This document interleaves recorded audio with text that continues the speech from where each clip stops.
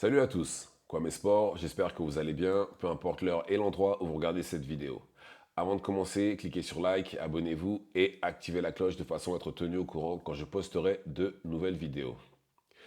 And still, Alex Pereira garde sa ceinture et a mis KO encore une fois un de ses adversaires.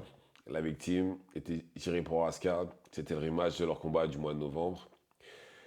Et contrairement au premier combat où Prochazka a dominé, cette fois-ci, ça n'a pas ressemblé à ça du tout. Il a dormi, enfin, il a passé 2 jours dans le noir sans manger, sans boire. Je ne vais pas dire pour rien, mais ça ne marche pas contre Pereira, ce genre de choses-là. Alors, on est passé à 2 doigts d'avoir un KO au premier round. Il a pris un crochet classique de la main gauche de Pereira. Il s'est retrouvé au sol, mais la cloche a retenti. Fin du round. Et puis quand il est revenu, je pense qu'il n'a pas vraiment eu le temps de se remettre de ses émotions et que son cerveau se remette en place. Et puis il a pris un high kick qu'il a envoyé au sol et puis il s'est fait terminer au sol par Pereira. Mais ce high kick là, ça se voyait clairement qu'il essayait de le placer puisqu'il avait déjà essayé au premier round, ça n'avait pas fonctionné. Il a essayé, puis c'est passé. Et même au-delà de ça, au premier round, il a vraiment bossé les jambes de Prochazka. Il a rentré énormément de low kick.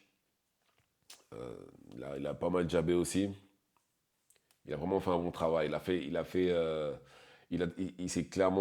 clairement fait les ajustements nécessaires comparé au premier combat. Et on voit le résultat. Il n'a pas galéré pour le mettre KO comme au premier combat. Et très franchement, je pense que là, l'UFC va falloir qu'il lui envoie. Bon, après, je pense qu'il n'y en a pas non plus énormément, mais il va falloir qu'il commence à lui envoyer des grappleurs. Parce que c'est aussi simple. C'est simple.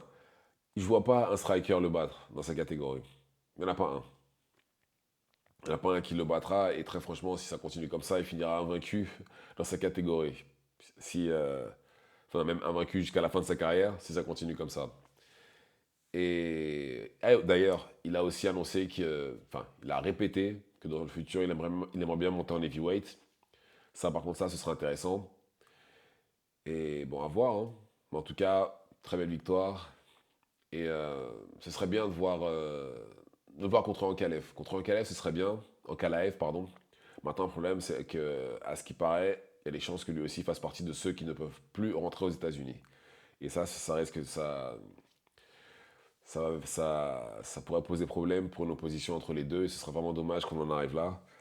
Mais en tout cas, c'est vraiment. C'est peut-être celui qui a les chances de pouvoir le battre parce qu'il est plutôt bon striker. Bon, c'est pas du niveau de Pereira, mais il est quand même plutôt bon striker. Et il a le sol. Mais sinon, pour le reste, non, je vois pas vraiment qui pourrait le battre. Mais en tout cas, Pereira est sur le toit du monde. Ça fait 2 ans qu'il est là, 2 ans, enfin, ça fait pas énormément, non, ça fait quoi? Enfin, en moins de 20 combats, il est quand même devenu champion dans 2 catégories. Il a battu sur ses 4 ou 5 derniers combats, je crois qu'il a pris que des champions. Bon, il a, il fait mieux que beaucoup de gens qui ont plus de 10, 15 ans du UFC. Je pense que d'ici peu de temps, et en plus, surtout s'il monte et qu'il arrive à prendre la ceinture en heavyweight, on va devoir parler de Pereira oui, dans le top 10 all-time. Bientôt, ça va être ça, vu comment c'est parti. Mais bon, j'ai hâte même bon, le combat vient de se finir, hein, mais j'ai hâte déjà de le revoir dans le ring. Enfin, dans le ring, dans la cage. Et j'espère que ça se fera très bientôt. Ah là là. Dites-moi ce que vous avez pensé du combat. Activez la cloche de façon à être tenu au courant quand je posterai de nouvelles vidéos. Et c'est tout pour moi.